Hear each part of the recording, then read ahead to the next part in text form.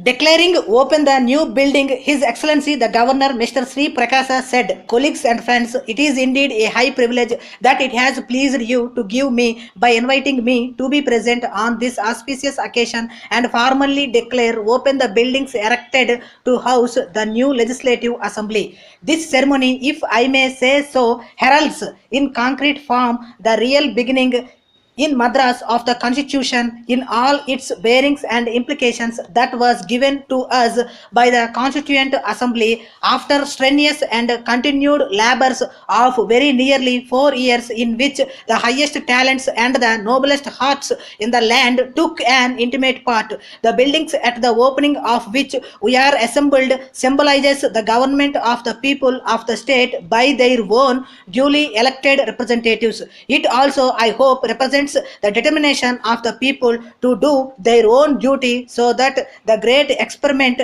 that we are starting today may prove to be a success. Many people have said in the past, do say in the present, and will continue to say in the future ever so many things regarding the forms of government and the capacity and suitability of this or that people for one type of government or the other. We of India have also received our full measure of attention in this behalf both from inside and outside.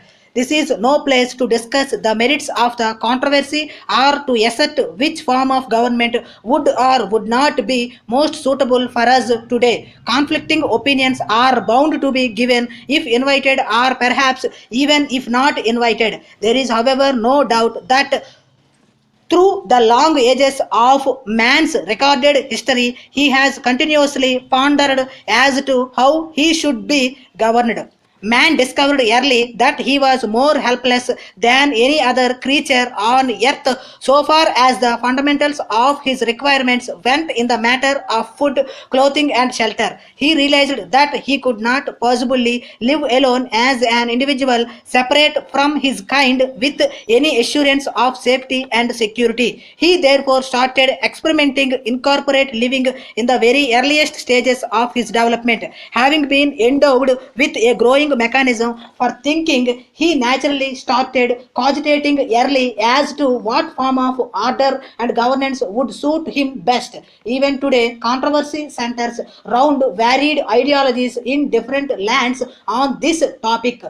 It, however, seems that so far man has not been able to discover and decide upon any other method of government despite its many and undeniable imperfections that could come nearer to his desire for both good government and self government than what is embodied in the principle of democracy. Details apart, the fundamental fact of democracy appears right and proper that all persons who are to be governed and have reached the age of discretion and can reasonably be regarded as capable of thinking of their own good and the good of others should have an opportunity of casting their vote in the matter of the election of those who may in their turn be reasonably expected to be capable of representing the feelings and working for the best interests of their fellow men in the councils of the nation. The underlying principle is clear. No one can really understand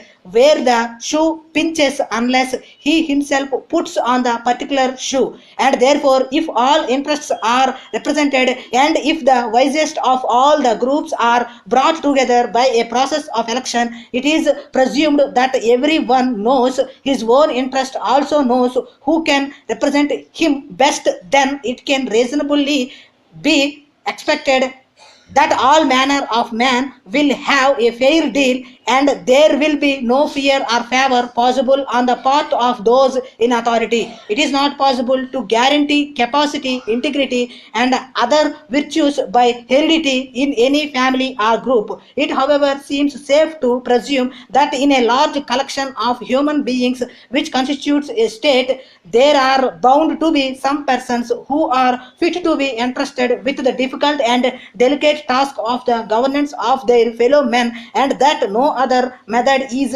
either so practical or so desirable as that of the democratic vote to find who these people are can be. During the last 2 years or so, we in India have had to carry on somehow under the old system.